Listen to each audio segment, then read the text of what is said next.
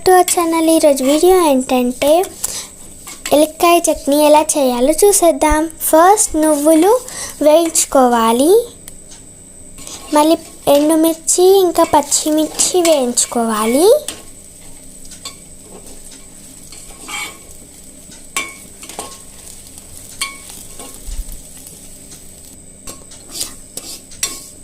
మెంతులు వేయించుకోవాలి, 1 table spoon. జీలకర్ర వేయించుకొని వేసుకోవాలి, ఎల్లిపాయలు కూడా. షుగర్ 2 స్పూన్స్, సాల్ట్ తగినంత వేసుకోవాలి.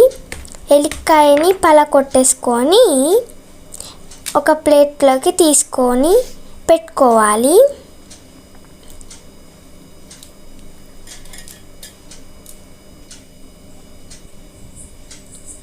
వేయించుకున్నవన్నీ మిక్సీ పెట్టేసుకొని మళ్ళీ ఎలక్కాయలను మిక్సీ పట్టేసిన దాంట్లోనే మళ్ళీ మిక్సీ పట్టేసి ఒక కడాయిలోకి ఆయిల్ పోసేసి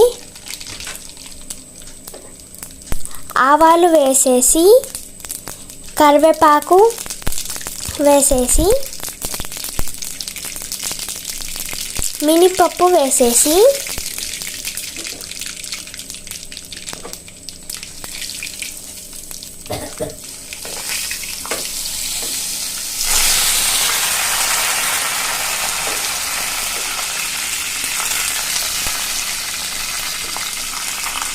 మిక్సీ పట్టేసింది మళ్ళీ ఆ ఆయిల్లోకి వేసేసుకోవాలి.